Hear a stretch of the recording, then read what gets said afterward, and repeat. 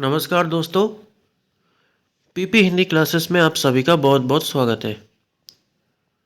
तो बहुत दिनों के बाद हम आज मिल रहे हैं। थोड़ी सी तबीयत ख़राब रहता है, इसलिए रोज़ वीडियोस लाना भी मुश्किल हो रहा है। पर मैं कोशिश कर रहा हूँ कि जितना जल्दी हो सके कुछ वीडियोस ला के टॉपिक को कवर करने की कोशिश किया जाए, ताकि आपको एग्ज़ाम से पहले कोई दिक्कत ना हो। तो चलिए, आज का जो चैप्टर है वो हम शुरू करने जा रहे हैं। चैप्टर का नाम है वचन। वचन का मतलब आप समझते ही होंगे।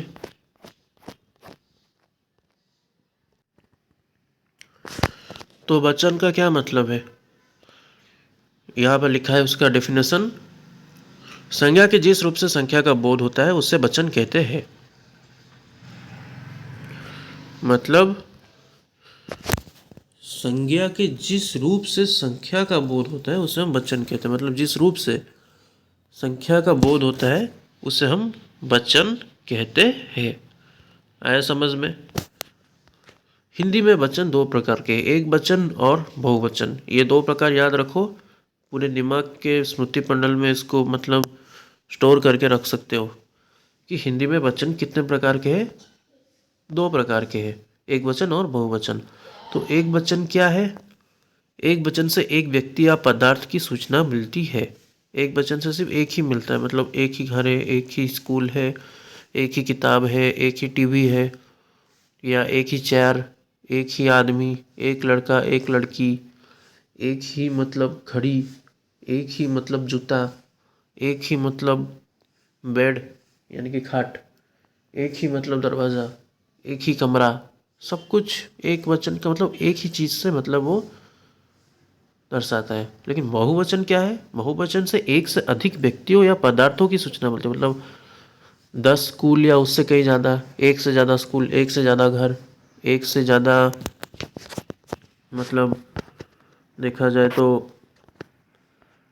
एक से ज़्यादा कमरा, एक से ज़्यादा टीवी, एक से ज़्यादा खिड़कियाँ, एक से ज़्यादा दरवाज़ा, एक से ज़्यादा किताबें, एक से ज़्यादा या दो या तीन कुर्सियाँ, एक से ज़्यादा घड़ियाँ, एक से ज़्यादा कलम।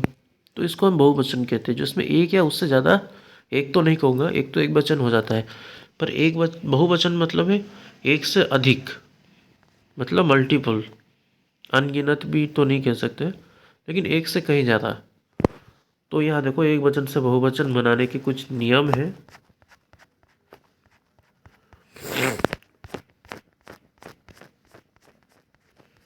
तो वो क्या है? पुल्लिंग शब्द।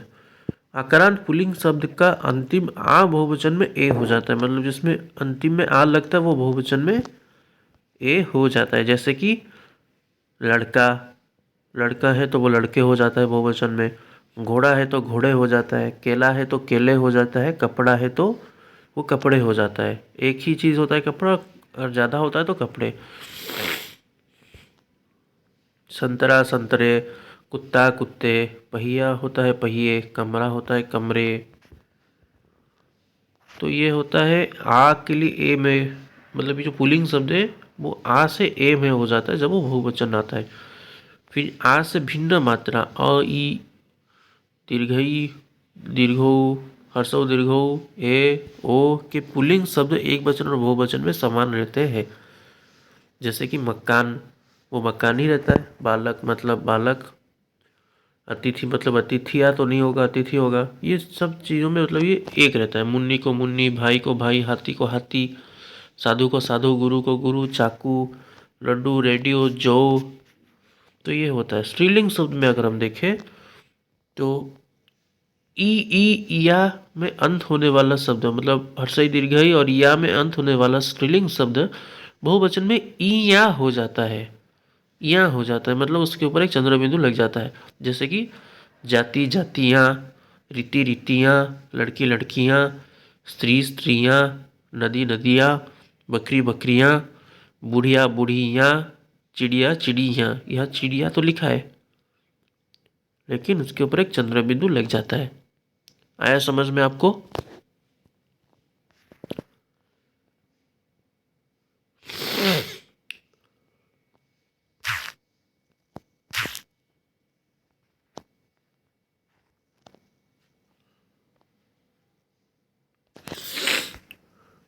तो ये हो जाता है इसमें। फिर आता है हर्षई दीर्घई या से भिन्न मात्रा अगर अ आ हर्षौ दीर्घौ औ का शब्द बहुवचन में ए हो जाता है, जैसे कि गाय गाय, बहन बहनें, पुस्तक पुस्तकें, बालिका बालिकाएं, लता लताएं, वस्तु वस्तुएं, ऋतु ऋतुएं, बहू बहुएं, झाड़ू झाड़ुएं। इसके अलावा गौ गौएं।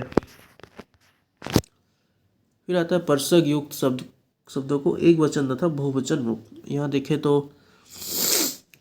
आकारांत पुल्लिंग शब्द के बाद परसग ने को से के लिए का के की में पर आने पर अंतिम एक वचन में ए हो जाता है, जैसे लड़का ने लड़के ने, पंखा से पंखे से, बच्चा जोड़ को बच्चे को, कमरा जोड़ में कमरे में।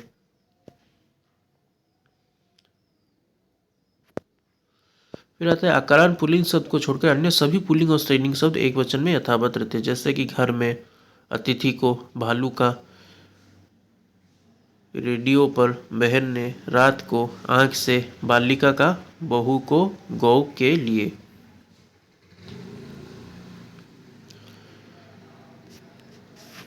तो इतना तो ज़रूरत नहीं है सबके लिए।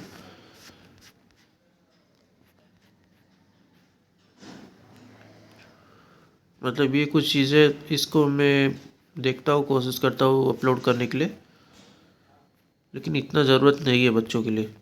बस थोड़ा कुछ एक वचन बहुवचन जानना चाहिए, फिर भी थोड़ा देख लेते हैं इसमें कितना है, क्योंकि 10th क्लास का है, उतना ज़्यादा ज़रूरत, ये 6 से 8 तक ज़रूरत ही नहीं आएगा। बस थोड़ा ही कुछ पूछेगा, उससे ज़्यादा नहीं।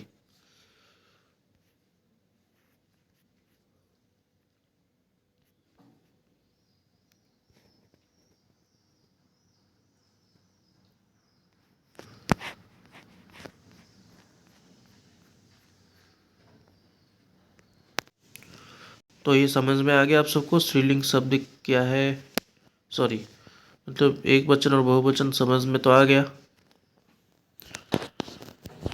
तो इतना ही समझ लो।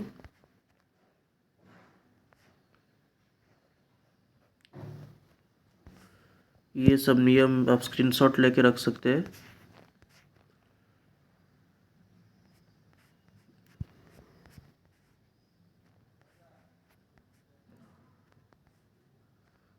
या आप एक बार और देख लो, संबोधन में शब्दों को एक वचन तथा बहुवचन रूप।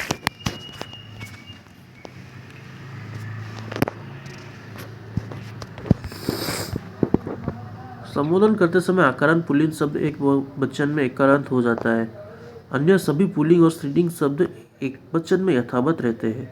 या देखें तो संबोधन करते समय आकारांत पुल्लिंग शब्द एक वचन से एकारांत हो जाता है,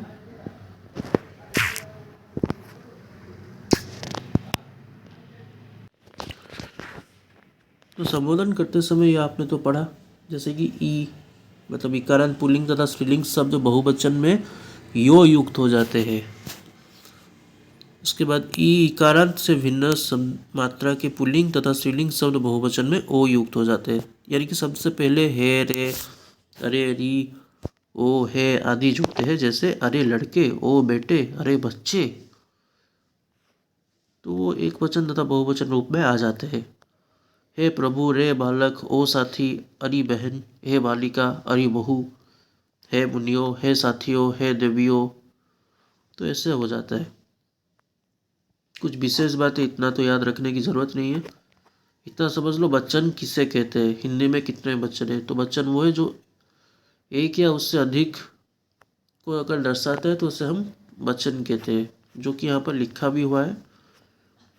मतलब किसी संख्या का बोध होता है, संख्या के जिस रूप से संख्या का बोध होता है उसे हम वचन कहते हैं। वचन कितने प्रकार के हैं? 2 प्रकार के, एक वचन है और बहुवचन है।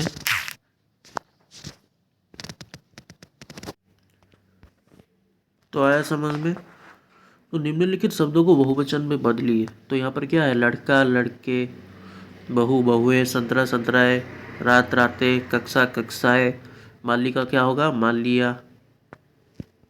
ऐसा कुछ होगा तो आप इसको कमेंट बॉक्स में उत्तर दे के लिख सकते हैं। यहाँ पर जो सवाल पूछे गए हैं उसको आप उत्तर देने की कोशिश कीजिए कमेंट बॉक्स में।